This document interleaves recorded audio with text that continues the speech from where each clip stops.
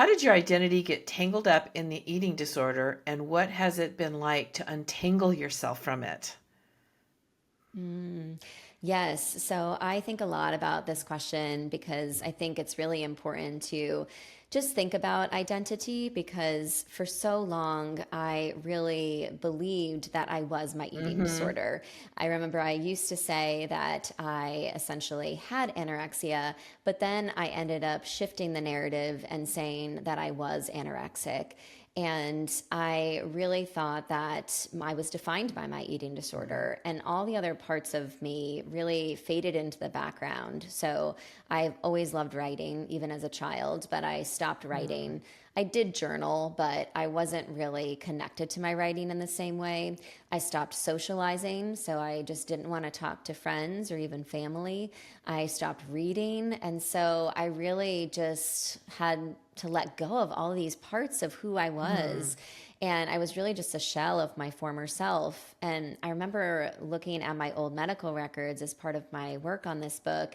And there was this line from a nurse at Boston Children's Hospital. And it said, Mallory simply stopped growing physically and emotionally after her mother died. Oh, And I remember thinking, yes, yeah. that's very much true. And so I have really thought about this a lot, and I had no idea about kind of the fact that there are these brain based alterations that happen when one has an eating disorder.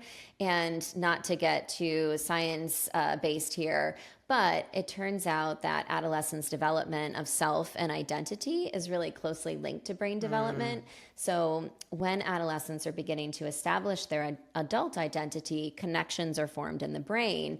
And to make these connections, the brain relies on white matter, which is basically made up of something called myelin. And this production of myelin partly relies on a person's dietary fat consumption. Ah, So, starvation actually significantly alters the brain's white there you go. matter. And yes, these alterations can result in this distorted sense of self and altered neurodevelopment. And so these are kind of underlying brain based factors that scientists are only beginning to understand. But I think that they can help explain why I was so fixated on my anorexic title Mm-hmm. all those years ago. And every time I was hospitalized, I felt more worthy of that title. Mm. And in this narrative I crafted about myself, my anorexia was really the main character, and everything and everyone else was pushed to the margins. And so for me in my recovery, a big part of it was trying to figure out, how do I reclaim my Mm-hmm. identity? How do I actually kind of reconnect with the parts of myself that are beyond the anorexia?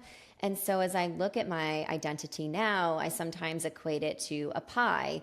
And it used to be that anorexia made up every single Mm-hmm. slice, but now it still takes up a slice, but there are so many other slices in that pie, right? I see myself as a mother, a wife, a professor, a writer, a friend, a daughter. And so a big part of my recovery has been trying to really embrace those other parts of my Mm-hmm. identity so that I can see myself as being far more than the eating disorder. Yeah, yeah. I mean, I could see where anorexia could consume everything because you have to watch everything you do, and it's secretive as well.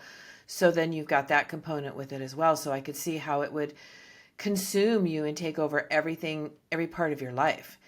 And that's what, and it's so interesting how parallel that is to us that are healing from trauma as well. So it's a form of trauma, but it's the same thing that I kind of went through.